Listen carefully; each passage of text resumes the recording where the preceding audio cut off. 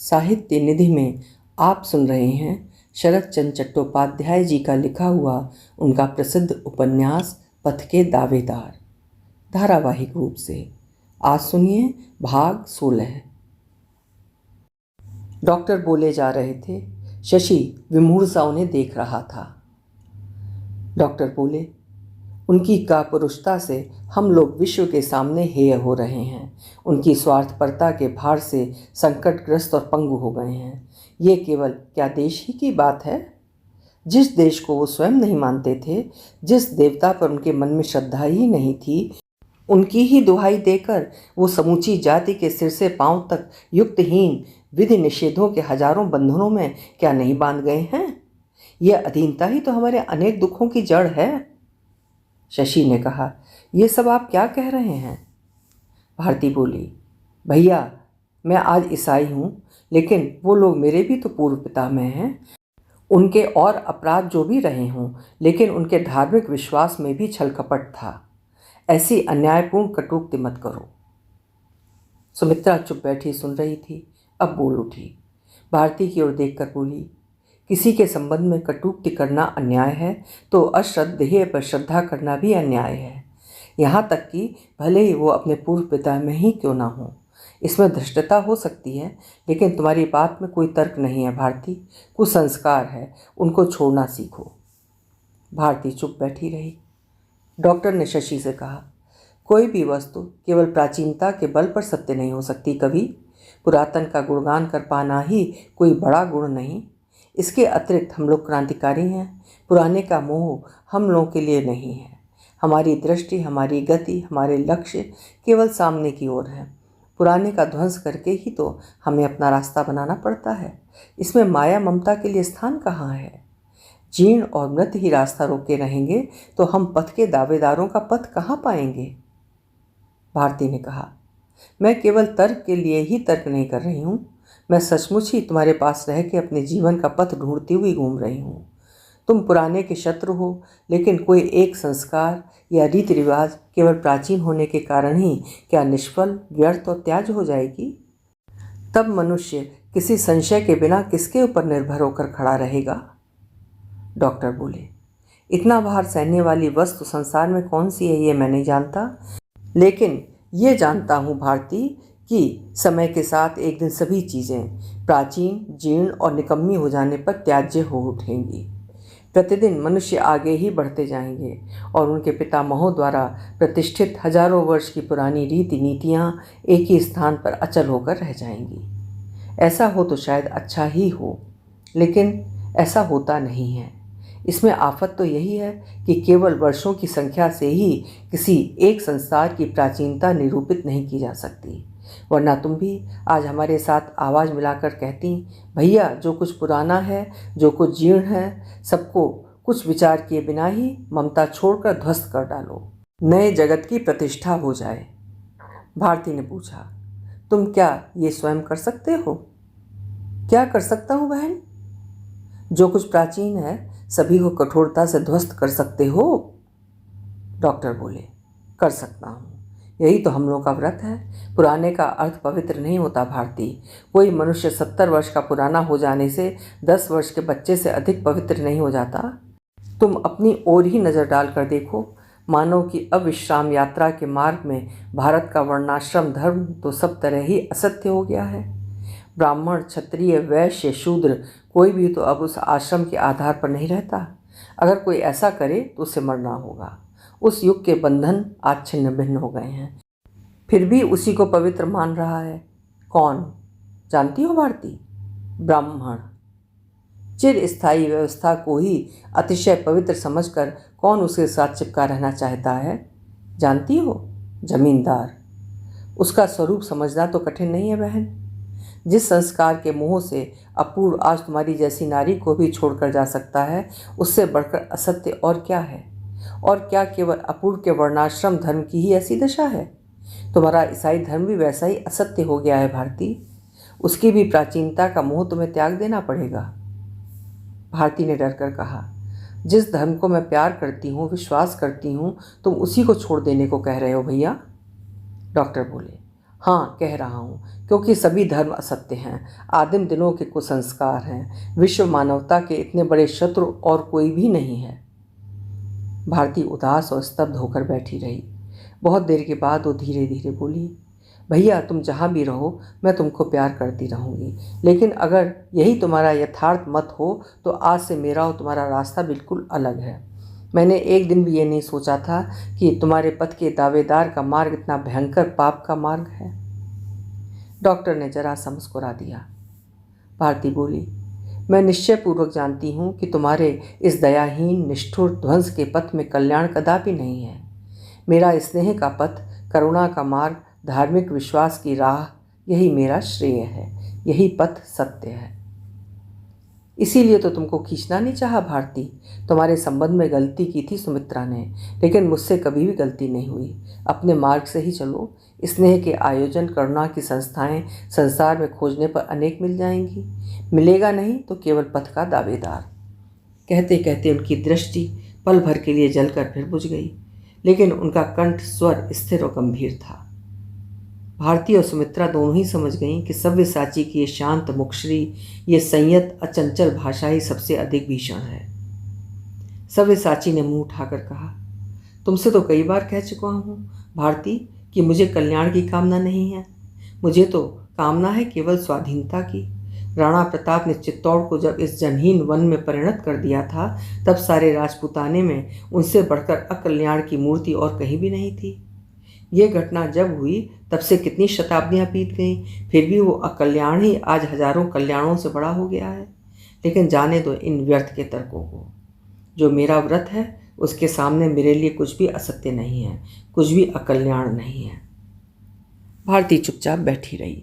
तर्क और मतभेद तो पहले भी अनेक बार हो चुके हैं, लेकिन इस प्रकार के नहीं। डॉक्टर ने घड़ी की ओर देखा, उसके बाद हंसते हुए कहा, लेकिन नदी में फिर ज्वार आने का समय हो गया है भारती, उठो। भारती उठकर बोली, चलिए। डॉक्टर खाने की पोटली उठाकर बोले, सुमित्रा, ब्रजेंद्र कहाँ है? सुमित्रा ने उत्तर नहीं दिया, चुपचाप बैठी रही। तुमको मैं पहुँचाऊँ क्या? सुमित्रा ने गर्दन हिलाकर कहा, नहीं। डॉक्टर बोले, अच्छा। फिर भारती से उन्होंने कहा, अब देर मत करो बहन, चलो। ये कहकर वो बाहर चले गए। सुमित्रा उसी तरह मुंह झुकाए बैठी रही। भारती ने उसको नमस्कार किया और डॉक्टर के पीछे पीछे चल पड़ी। भारती नाव पर आकर इस तरह बैठ गई जैसे सपनों में खोई हो। नदी के पूरे रास्ते वो बराबर चुप ही बैठी रही। रात का शायद तीसरा पहर हो चुका था। आकाश के नक्षत्रों के प्रकाश से पृथ्वी का अंधकार स्वच्छ होता चला आ रहा था। नाव जाकर उस पार के घाट पर लग गई। हाथ पकड़कर भारती को उतार चुकने पर सव्यसाची स्वयं भी उतरने को तैयार हो रहे थे कि उसी समय भारती ने उन्हें रोकते हुए कहा, मुझे पहुंचाने की आवश्यकता नहीं है भैया, खुद चली जाऊंगी। अकेली जाते समय डर नहीं लगेगा? लगेगा, लेकिन इसके लिए तुमको चलने की जरूरत नहीं है। सव्यसाची ने कहा, थोड़ी दूर ही तो चलना है, चलो ना, तुम्हें झटपट पहुंचा आऊँ बहन। इतना कहकर उन्होंने जो ही नीचे सीढ़ी पर पैर बढ़ाया, भारती ने हाथ जोड़कर कहा, मुझे बचाओ भैया, तुम मेरे साथ चलकर मेरे भय को 1000 गुना मत बढ़ाओ, तुम घर चले जाओ। वास्तव में साथ जाना अत्यंत संकटपूर्ण काम था, इसमें संदेह नहीं था। इसीलिए डॉक्टर ने भी जिद नहीं की, लेकिन भारती के चले जाने के बाद भी वो नदी के किनारे स्थिर भाव से खड़े रहे। घर पहुंचकर भारती ने ताला खोलकर अंदर कदम रखा, दीपक जलाकर चारों ओर सावधानी से निरीक्षण किया। उसके बाद किसी तरह बिछौना बिछाकर लेट गई। शरीर थक गया था, दोनों आंखें थकान से मुदी जा रही थीं, लेकिन उसे किसी भी तरह नींद नहीं आई। घूम फिर कर सव्यसाची की यही बात उसे बराबर याद आने लगी कि परिवर्तनशील संसार में सत्य की उपलब्धि नाम की कोई शाश्वत वस्तु नहीं है। जन्म है, मरण है, युग युग में समय समय पर उसे नया रूप धारण करके आना पड़ता है। अतीत के सत्य को वर्तमान में भी सत्य स्वीकार करना चाहिए। यह विश्वास भ्रांत है, यह धारणा कुसंस्कार है। भारती मन ही मन बोली, मानव की आवश्यकता के लिए अर्थात भारत की स्वाधीनता की आवश्यकता के लिए नए सत्य की सृष्टि करना ही भारतवासियों के लिए सबसे बड़ा सत्य है। अर्थात इसके सामने कोई भी असत्य नहीं है, कोई भी उपाय या कोई भी अभिसंधि हेय नहीं है। ये जो कारखानों के गंदे कुली मजदूरों को सत्य मार्ग पर लाने का उद्यम है, ये जो उनकी संतान को विद्या शिक्षा देने का आयोजन है, उनके लिए ये जो रात्रि पाठशालाएं हैं, इन सबका लक्ष्य कुछ और ही है। इस बात को निसंकोच स्वीकार कर लेने में सव्यसाची को कोई दुविधा नहीं हुई, लज्जा मालूम नहीं हुई। पराधीन देश की मुक्त यात्रा में पथ चुनने की छानबीन कैसी? एक दिन सव्यसाची ने कहा था, पराधीन देश में शासकों और शासितों की नैतिक बुद्धि जब एक हो जाती है, तब देश के लिए इससे बढ़कर दुर्भाग्य की और कोई भी बात नहीं होती। भारती उस दिन इस बात का अर्थ नहीं समझ सकी थी, आज वो मतलब उसके सामने स्पष्ट प्रकट हो गया। घड़ी में 3 बज गए। इसके बाद वो कब सो गई पता नहीं, लेकिन उसे ये याद रहा कि नींद के आवेश में उसने बार बार ये दोहराया था कि भैया तुम अति मानव हो, तुम्हारे ऊपर मेरी श्रद्धा भक्ति और स्नेह हमेशा अचल बना रहेगा, लेकिन तुम्हारी इस विचार बुद्धि को मैं किसी तरह भी ग्रहण न कर सकूंगी। भगवान करे तुम्हारे हाथों से ही देश को मुक्ति मिले, लेकिन अन्याय को कभी न्याय की मूर्ति बनाकर खड़ा मत करना। तुम महान पंडित हो, तुम्हारी बुद्धि की सीमा नहीं है, तर्क में तुमको जीता नहीं जा सकता। तुम सब कुछ कर सकते हो। विदेशियों के हाथ से, पराधीनों के हाथ से पराधीनों को जितनी लांछना मिलती है, दुख के इस सागर में हमारा प्रयोजन कितना है? देश की लड़की होकर क्या मैं ये नहीं जानती भैया? इसलिए अगर आवश्यकता को ही सर्वोच्च स्थान देकर दुर्बल चित्त मनुष्यों के सामने अधर्म को ही धर्म बना डालोगे, तो फिर इस दुख का तुम्हें कभी अंत ही नहीं मिलेगा। दूसरे दिन जब भारती की नींद टूटी, दिन चढ़ चुका था। लड़के दरवाजे के बाहर खड़े होकर पुकार रहे थे। झटपट हाथ मुंह धोकर वो नीचे आ गई। दरवाज़ा खोलते ही कुछ छात्र छात्राएं पुस्तक स्लेटें लिए अंदर आ गए। उन्हें बैठने को कहकर भारती कपड़े बदलने ऊपर जा रही थी कि तभी होटल के मालिक सरकार महाराज आ गए। बोले, अपूर्व तुमको कल रात से ही? भारती ने काट कर पूछा, रात को आए थे? महाराज बोला, आज भी सवेरे से बैठे हैं, भेज दूं? भारती का मुंह उतर गया। बोली, मुझसे उन्हें क्या काम है? ब्राह्मण ने कहा, वो तो मैं नहीं जानता बहन जी, शायद उनकी माँ बीमार है, उसी के संबंध में कुछ कहना चाहते हैं। भारती अप्रसन्नता से बोली, माँ बीमार है तो मैं क्या करूं? ब्राह्मण आश्चर्य में पड़ गया। अपूर्व बाबू को अच्छी तरह पहचानता था। वो संभ्रांत व्यक्ति हैं। पिछले दिनों इसी घर में उनके स्वागत सत्कार की कोई कमी नहीं थी, लेकिन आज इस असंतोष भरे भाव का कारण वो नहीं समझ सका। बोला, मैं जाकर उनको भेज देता हूँ। ये कहकर वो जाने लगा तो भारती बोली, इस समय लड़के लड़कियाँ आ गए हैं, उनको पढ़ाना है, कह दो इस समय भेंट नहीं होगी। ब्राह्मण बोला, फिर दोपहर या शाम को मिलने को कह दूँ? नहीं, मेरे पास समय नहीं है। इस प्रस्ताव को यहीं समाप्त करके वो ऊपर चली गई। स्नान करने के बाद तैयार होकर घंटे भर बाद जब वो नीचे उतरी, तब तक लड़के लड़कियों से कमरा भर गया था और उनके पढ़ने की आवाज़ों से सारा मोहल्ला गूंज उठा था। भारती पढ़ाने के लिए बैठी, लेकिन मन नहीं लगा। पाठ देने में और सुनने में उसे आज केवल असफलता ही नहीं, बल्कि आत्मवंचना सी मालूम होने लगी और सभी भावनाओं के बीच बीच में आकर लगातार बाधा पहुंचाने लगी अपूर्व की चिंता। उसे इस प्रकार लौटा देना अशोभनीय ही क्यों ना हो, उसे प्रश्रय देना बहुत बुरा है। इस विषय में भारती के मन में किसी भी बहाने से भेंट करके वो पहले के अस्वाभाविक संबंध को और भी विकृत कर देना चाहता है। नहीं तो अगर माँ बीमार है तो वो यहाँ बैठा क्या कर रहा है? माँ तो उसकी है, भारती की तो नहीं है। उनकी खतरनाक बीमारी का समाचार पहुंचाकर उनकी रोगशैया के पास पहुंचना पुत्र का प्रथम और प्रधान कर्तव्य है। ये विषय क्या दूसरे से परामर्श करके समझना होगा? उसे ये बात याद आ गई कि रोग के मामले में अपूर्व बहुत डरता है। उसका कोमल मन व्यथा से व्याकुल होकर बाहर से कितना ही क्यों न छटपटाता रहे, रोगी की सेवा करने की उसमें ना तो शक्ति है न साहस। ये भार उस पर सौंप देने के समान सर्वनाश और नहीं है। भारती ये सब जानती थी। वो ये भी जानती थी कि अपनी माँ को अपूर्व कितना प्यार करता है। माँ के लिए वो जो ना कर सके ऐसा कोई भी काम संसार में उसके लिए नहीं है। उनके ही पास ना जा सकने का अपूर्व को कितना दुख है, इसकी कल्पना करके एक और उसके मन में जिस प्रकार करुणा पैदा हुई, दूसरी ओर इस असहनीय भीरुता से क्रोध के मारे उसका शरीर जलने लगा। भारती ने मन ही मन कहा, सेवा नहीं कर सकता तो क्या, इसी कारण बीमार माँ के पास जाने में कोई लाभ नहीं है? इसी उपदेश की क्या अपूर्व मुझसे प्रत्याशा करता है? भूख न होने के कारण आज भारती ने रसोई बनाने की चेष्टा नहीं की। दिन का जब तीसरा पहर बीत चला तब एक घोड़ा गाड़ी आकर उसके दरवाजे पर खड़ी हो गई। भारती ने ऊपर की खिड़की से देखा तो आश्चर्य और आशंका से उसका हृदय भर उठा। गठरी पोटरी आदि अपना सारा सामान गाड़ी की छत पर लाद कर शशि आधमका था। पिछली रात के हंसी मजाक को संसार में कोई भी मनुष्य ऐसी वास्तविकता में परिवर्तित कर सकता है, शायद भारती इस बात की कल्पना भी नहीं कर सकती थी। ये क्या शशि बाबू? भारती नीचे उतर कर बोली। मकान छोड़कर आ रहा हूँ। फिर गाड़ीवान को आदेश दिया, सामान ऊपर ले जाओ। ऊपर जगह कहाँ है शशि बाबू? बहुत अच्छा, तो नीचे के कमरे में रख दो। नीचे के कमरे में तो पाठशाला है।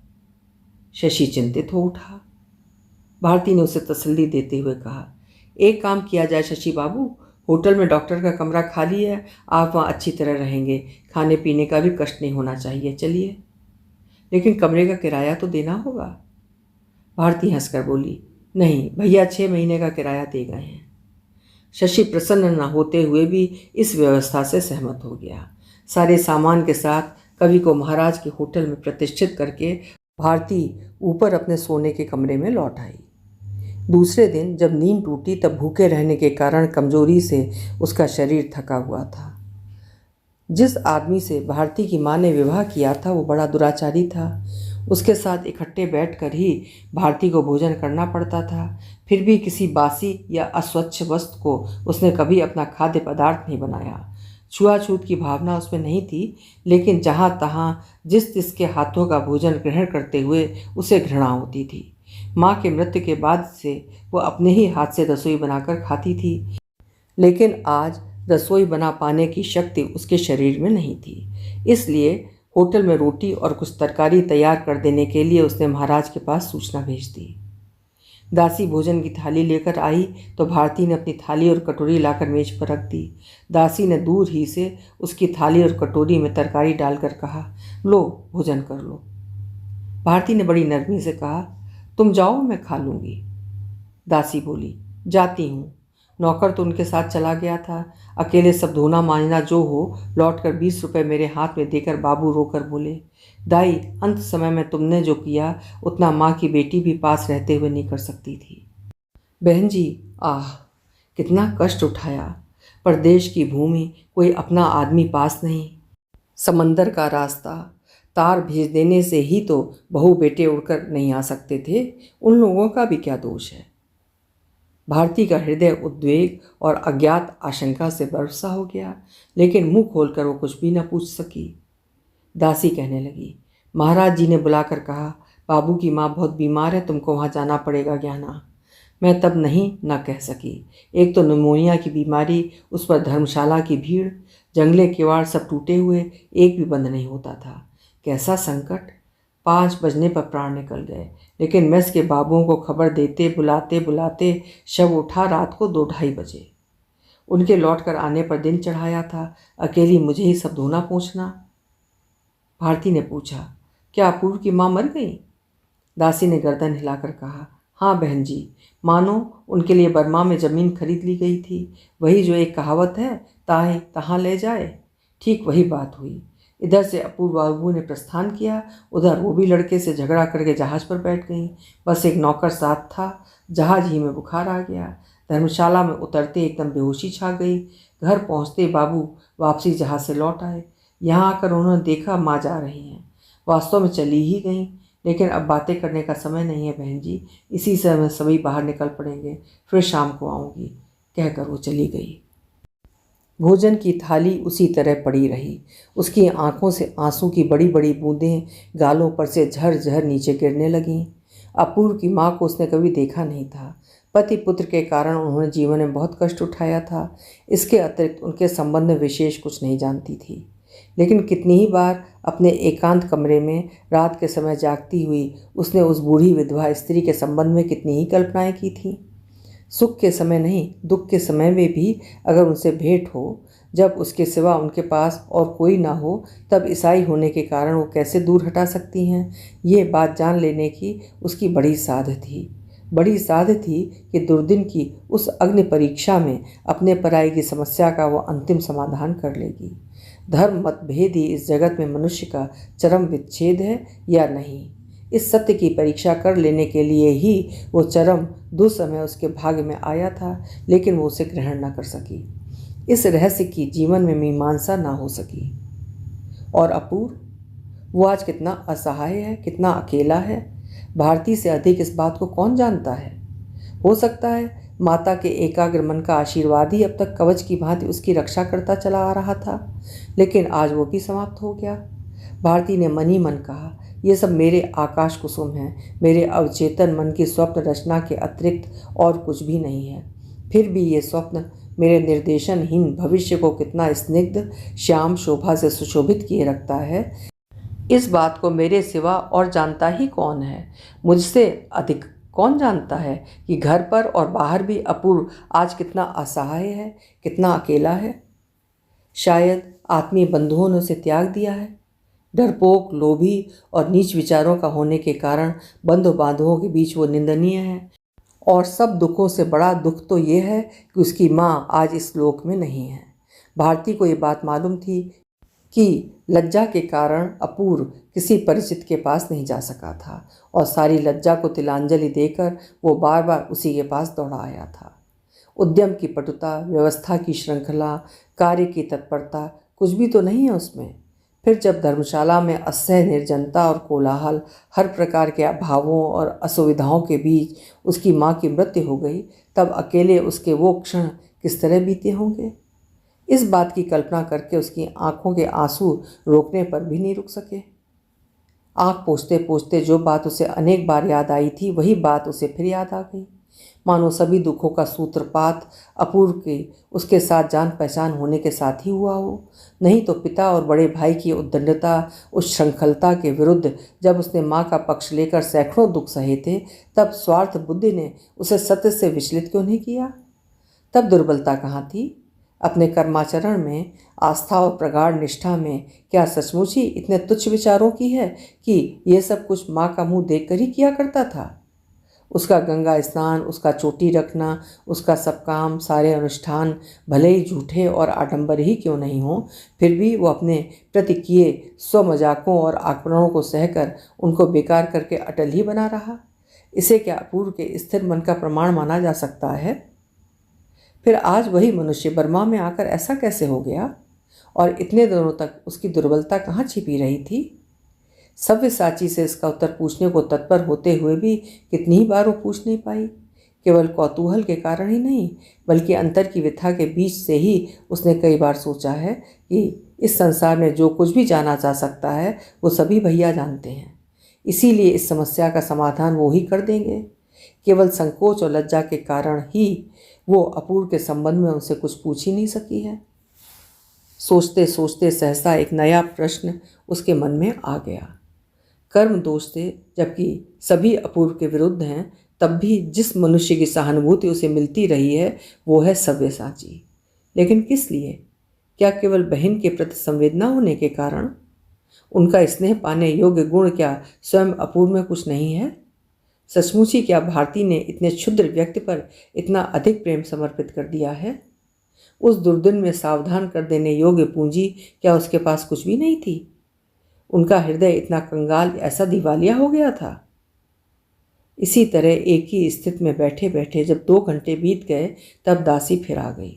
उस समय होटल के जरूरी कामों के कारण सभी आलोचनाएं समाप्त करके जाने का अवसर उसे नहीं मिला था। इस समय उसे कुछ छुट्टी मिल गई है। अपूर्व और भारती के बीच एक रहस्यमय मधुर संबंध है, ये बात आभास और चाल ढाल से सभी जान गए थे। दासी से भी ये बात छिपी नहीं थी। तो अचानक ऐसी कौन सी घटना हो गई जिससे अपूर्व की इतनी बड़ी विपत्ति के दिनों में इतनी बड़ी बात न मालूम कर लेने तक ज्ञाना को खाना पीना कुछ भी अच्छा नहीं लग रहा था। इसलिए वो किसी बहाने से पहुंच गई। पहले तो अवाक हो गई, बाद को बोली, कुछ भी तो तुमने नहीं छुआ, देख रही हूँ। भारती लज्जित होकर झटपट उठ खड़ी हुई और बोली, नहीं। दासी ने सिर हिलाकर आवाज़ में करुणा पैदा करके कहा, खाया नहीं जाता बहन जी, मैंने तो सारा कांड अपनी आंखों से देखा है।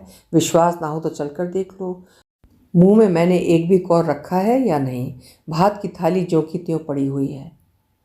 इस अवांछित संवेदना से भारती के संकोच की कोई सीमा नहीं रही। जोर लगाकर हंसने की चेष्टा करती हुई बोली, किसी से गाड़ी मंगवा दो ना दाई। शायद जाओगी? हाँ, जरा जाकर देखूं तो क्या हुआ। ज्ञाना ने कहा। आज सवेरे आकर महाराज जी से कैसी विनती करने लगे थे। मैंने सुनकर कहा, ये कौन सी बात है? मनुष्य के संकट विपत्ति में सहायता न करूंगी तो कब करूंगी? हाथ का काम पड़ा रह गया। जैसी थी वैसी घर से निकल पड़ी। भाग्य तो फिर भी। उन्हीं सब बातों को दोहराए जाने की आशंका से भारती घबरा उठी। बीच ही में रोक कर बोली, तुमने संकट के दिनों में जो कुछ किया उसकी तुलना नहीं हो सकती। लेकिन अब देर मत करो दाई, एक गाड़ी मंगवा दो। मुझे जाना है, तब तक घर के कामकाज निपटा लेती हूँ। दाई गाड़ी लेने चली गई और दुर्दिन में सहायता पहुँचाने का आग्रह करके ये भी कहती गई कि घर का कामकाज मैं ही कर जाऊँगी, जबकि खाने पीने की कोई चीज़ छुई तक नहीं गई है। तब उनकी भी सफाई कर देने में मुझे कोई आपत्ति नहीं है। गाड़ी आ गई तो भारती कुछ रुपए लेकर घर द्वार में ताला लगाकर चल पड़ी। जब वो धर्मशाला में पहुंची तब दिन था। दूसरी मंजिल के उत्तर में कमरा दिखाकर दरबान ने कहा, बंगाली बाबू भीतर ही हैं। और फिर बंगाली महिला को बंगाली भाषा में समझाकर उसने बताया कि धर्मशाला में 3 दिन से अधिक ठहरने का नियम नहीं है। यह मियाद पूरी हो गई है। अगर कहीं मैनेजर साहब को मालूम हो गया तो उसकी नौकरी में भी गड़बड़ी मच जाएगी। इस इशारे का अर्थ समझकर भारती ऊपर के कमरे में चली गई। वहां जाकर देखा चीज़ें और सामान चारों ओर बिखरे पड़े हैं और अपूर्व कंबल पर औंधा पड़ा है। नई चादर से उसका मुंह ढका है। वो जाग रहा है या सो रहा है ये नहीं समझ सकी। सुना था साथ में एक नौकर आया है, लेकिन वो कहीं दिखाई नहीं दिया। अपूर्व बाबू, भारती ने पुकारा। अपूर्व उठकर बैठ गया। उसने भारती के चेहरे की ओर एक बार देखा, फिर अपने दोनों घुटनों में मुंह छिपा लिया। कुछ देर बाद आंखें ऊपर उठाकर सीधा बैठ गया। उसके चेहरे पर मात्र वियोग की असीम वेदना जम गई थी, लेकिन आवेश या चंचलता नहीं थी। शोक से बोझिल गंभीर दृष्टि के सामने इस संसार का सब कुछ मानो उसके लिए एकदम झूठा हो गया है। माँ के आंचल की छाया के नीचे रहने वाले जिस अपूर्व को उसने एक दिन पहचाना था, ये अपूर्व वो नहीं है। भारती आश्चर्य में पड़कर अवाक हो गई। अपूर्व बोला, यहाँ बैठने के लिए कुछ नहीं है भारती, सारी जगह भीगी हुई है, तुम बक्स पर बैठ जाओ। भारती किवाड़ की चौखट पकड़े आंखें झुकाए जिस तरह खड़ी थी उसी तरह खड़ी रह गई। कुछ देर तक दोनों के मुंह से एक शब्द भी नहीं निकला।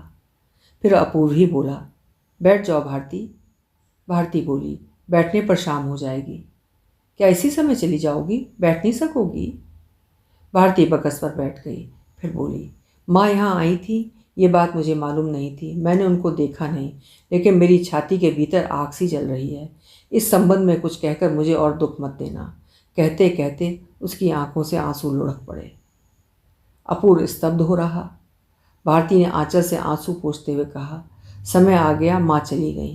पहले मैंने सोचा था इस जन्म में कभी तुम्हें अपना मुंह नहीं दिखाऊंगी, लेकिन तुमको इस तरह अलग फेंक कर भी कैसे रह सकती हूँ। मेरे साथ गाड़ी आई है, उठो, मेरे घर चलो। फिर उसकी आंखों से आंसुओं की धारा बहने लगी। अपूर्व ने शांत स्वर में कहा, अशौच का झमेला बहुत है, वहाँ सुविधा ना होगी भारती। इसके अतिरिक्त इसी शनिवार के स्टीमर से मैं घर वापस चला जाऊँगा।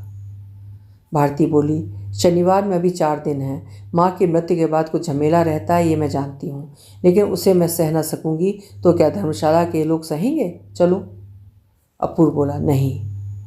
भारती बोली, नहीं कह देने से ही अगर तुम इस हालत में छोड़कर चली जा सकती तो यहाँ आती ही नहीं अपूर्व बाबू। ये कहकर एक पल चुप रहकर बोली, इतने दिनों के बाद तुमसे छिपकर कहने या लज्जित होकर कहने के लिए कोई भी बात नहीं रही। माँ का अंतिम कार्य बाकी है। शनिवार के जहाज से तुम्हें घर वापस जाना ही पड़ेगा। इसके बाद क्या होगा मैं ये भी जानती हूँ। मैं तुम्हारी किसी व्यवस्था में बाधा नहीं दूंगी, लेकिन इस अवसर पर कुछ दिनों में भी अगर तुम्हें अपनी आंखों के सामने न रख सकी तो तुम्हारी ही शपथ लेकर कह रही हूँ, घर लौटकर मैं आज ही विष खाकर प्राण त्याग दूंगी। माँ का शोक इससे बढ़ेगा ही, घटेगा नहीं अपूर्व बाबू। अपूर्व खड़ा होकर बोला, नौकर को बुलाओ, सब चीज़ें और सामान बांध डालें। सामान थोड़ा सा ही था, गाड़ी पर रखने में आधा घंटा भी नहीं लगा। रास्ते में भारती ने पूछा, भैया नहीं आए? नहीं, छुट्टी नहीं मिली। यहाँ की नौकरी छोड़ दी तुमने? हाँ, यही समझो। माँ का अंतिम संस्कार संपन्न करके क्या घर पर ही रहोगे? नहीं, माँ अब नहीं है। आवश्यकता से एक दिन भी अधिक मैं उस घर में नहीं रह सकता। ये सुनकर भारती के मुंह से एक लंबी सांस निकल गई। घने जंगलों से घिरे निर्जन, परित्यक्त, जीर्ण शीर्ण जिस मठ में एक दिन अपूर्व के अपराध का निर्णय हुआ था, आज फिर उसी कमरे में पथ के दावेदारों की बैठक बुलाई गई। उसी दिन के बंदी गृह में जो दुर्जेय क्रोध, निर्मम प्रतिहंसा की आग लपटे फेंकती हुई जली थी, आज उसकी नन्ही सी चिंगारी भी नहीं है। आज ना कोई वादी है ना प्रतिवादी है। किसी के विरुद्ध किसी को कोई शिकायत नहीं है। आज तो आशंका और निराशा की दुस्सह वेदना से सारी सभा निष्प्रभ, उदास और मृतप्राय सी हो रही है। भारती की आंखों के कोनों से आंसू की बूंदें हैं। सुमित्रा मुंह झुकाए स्थिर बैठी है। तलवलकर गिरफ्तार हुआ है। खून से लथपथ शरीर को लिए वो जेल के अस्पताल में पड़ा है। आज भी उसे अच्छी तरह होश नहीं हुआ है। उसकी पत्नी अपनी बच्ची के साथ रास्ते में इधर उधर भटकती रही। अनेक दुख भोगने के बाद कल शाम को एक महाराज विटूदन ब्राह्मण के घर में उसे शरण मिली है। सुमित्रा ने पता पूछकर उसके मैके आज तार भेज दिया है, लेकिन अभी तक कोई उत्तर नहीं आया। भारती ने धीरे से पूछा, तलवलकर बाबू का क्या होगा भैया? डॉक्टर बोले, अस्पताल में बच गया तो जेल की सजा भोगेगा। भारती मनी मन से हर कर बोली, नहीं बचें, यह भी संभव है? डॉक्टर ने कहा, कम से कम असंभव तो नहीं है, अन्यथा लंबी कैद। उनकी पत्नी और बच्चों का क्या होगा? सुमित्रा बोली, शायद उनके पिताजी आकर ले जाएं। अगर कोई नहीं आया? डॉक्टर बोले, उस दशा में अचानक किसी के मर जाने पर उसकी विधवा की जो दशा होती है वही होगी। थोड़ी देर बाद बोले, हम लोग गृहस्थ नहीं हैं, हमारे पास धन नहीं है। विदेशियों के कानून के अनुसार अपनी जन्मभूमि में भी सिर ढकने की जगह नहीं है। पशुओं की तरह हम लोग जंगलों में छिपे छिपे घूमते हैं। गृहस्थों का दुख दूर करने की शक्ति हम लोगों में नहीं है भारती। भारती बोली, तुम लोगों में नहीं है। जिन लोगों में ये सामर्थ्य है, ये हमारे देश के लोग ही इनका दुख दूर नहीं कर सकते भैया। डॉक्टर जरा मुस्कुरा कर बोले, लेकिन वो क्यों करेंगे बहन? वो लोग तो हम लोगों को ऐसा काम करने को नहीं कहते। हम लोग उनकी शांति में बाधक हैं, उनके आराम में विघ्न हैं। अंग्रेज जब दंभ के साथ प्रचार करते हैं कि भारतवासी स्वाधीनता नहीं चाहते, पराधीनता की ही कामना करते हैं, तब वो बिल्कुल झूठ नहीं कहते। और युग युगांतर के अंधेरे में रहते रहते जिनकी दोनों आंखों की दृष्टि खो चुकी है, उनके विरुद्ध हताश होने में भी क्या रखा है भारती? कुछ पल रुक कर वो कहने लगे, विदेशी राजा की जेल में अगर आज तलवलकर को मर जाना पड़े तो परलोक में खड़े रहकर यहाँ अपनी पत्नी और कन्या को दर दर भीख मांगते देखकर उसकी आंखों से आंसू गिरेंगे ही। लेकिन विश्वास रखो, देशवासियों के विरुद्ध वो भगवान से कोई भी शिकायत नहीं करेगा। मैं उसे पहचानता हूँ। लज्जा से उसके मुंह से ऐसी बात भी ना निकलेगी। भारती ने अस्फुट स्वर में कहा, कृष्ण अय्यर बंगला नहीं बोल सकता, लेकिन बीच बीच में समझ लेता था। गर्दन हिलाकर बोला, यस ट्रू। डॉक्टर ने कहा, हाँ यही तो सच है, यही तो क्रांतिकारियों की चरम शिक्षा है। रोना किसके लिए? शिकायत किससे करें? अगर कभी तुम ये सुनो कि भैया को फांसी हो गई तो समझ लेना कि विदेशियों की आज्ञा से उसी के देश के किसी आदमी ने उसके गले में फांसी लगा दी है। कसाई खाने में कटे बैलों का मांस बैल ही ढोकर लाते हैं, इसके लिए फिर शिकायत कैसी बहन? भारती बोली, भैया यही तो तुम लोगों के कर्मों के परिणाम हैं। डॉक्टर बोले, ये क्या तुच्छ परिणाम है भारती? मैं जानता हूँ कि देश के लोग इसका मूल्य नहीं समझेंगे, शायद मजाक ही उड़ाएंगे, लेकिन जिसे ये ऋण दमड़ी छदाम तक का हिसाब करके चुकाना पड़ेगा, उसके मुंह पर हंसी सहज ही में नहीं आएगी। फिर बोले, भारती स्वयं ईसाई होकर तुम अपने ही धर्म की बात भूल गई। ईसा मसीह का खून बहाना क्या व्यर्थ हुआ था? यही तुम्हारा विचार है? सभी चुप बैठे रहे। डॉक्टर ने फिर कहा, तुम लोग तो जानते हो, व्यर्थ नर हत्या का मैं कभी भी पक्षपाती नहीं रहा। उसे मैं अपने संपूर्ण अंतःकरण से घृणा करता हूँ। अपने हाथ से एक चींटी तक नहीं मार सकता, लेकिन आवश्यकता पड़ने पर। क्या कहती हो सुमित्रा? सुमित्रा ने समर्थन करते हुए कहा, यह तो मैं मानती हूँ। डॉक्टर बोले, इतनी दूर से आकर जिन लोगों ने हमारी जन्मभूमि पर अधिकार कर लिया है, हमारा मनुष्यत्व, हमारी मान मर्यादा, हमारी भूख का अन्न, प्यास का जल, सभी कुछ जिन लोगों ने छीन लिया है उनको ही है हमारी हत्या का अधिकार और हमको नहीं है। लेकिन आज भारती अभिभूत नहीं हुई। उसने कहा, आज तो मुझको किसी प्रकार भी लज्जित नहीं कर सकते।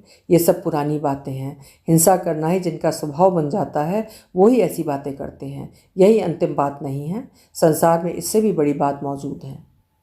क्या है बताओ तो? डॉक्टर ने पूछा। भारती उच्छ्वसित स्वर में बोली, मैं नहीं जानती, लेकिन तुम जानते हो। जिस बुद्धि ने तुम्हारी सत्य बुद्धि को इस तरह एकदम ढक रखा है, एक बार उसे छोड़कर शांति के मार्ग पर चले आओ। तुम्हारे ज्ञान और प्रतिभा से पराजय न मान ले, ऐसी समस्या संसार में कोई नहीं है।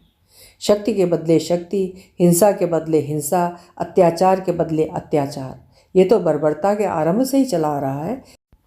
इससे बड़ी बात क्या बताऊं? फिर कौन बताएगा? तुम। इसके लिए मुझे क्षमा करो बहन। अंग्रेजों के बूटों के नीचे दबकर शांति की वाणी मेरे मुंह से निकल पड़ेगी, रुक जाएगी। ये भार शशि पर छोड़ दो, तुम्हारी खातिर वो ऐसा कर सकेगा। भारती बोली, तुम मजाक कर रहे हो, लेकिन जिन लोगों के प्रति तुम्हारा इतना विद्वेष है, उन्हीं अंग्रेज पादरियों में से बहुतों से मैंने इस विषय पर अच्छी तरह विचार करके देख लिया है। वास्तव में उन्हें आनंद की प्राप्ति होती है। उपन्यास पथ के दावेदार की कहानी पूरी हो जाएगी अगले एवं अंतिम भाग 17 में।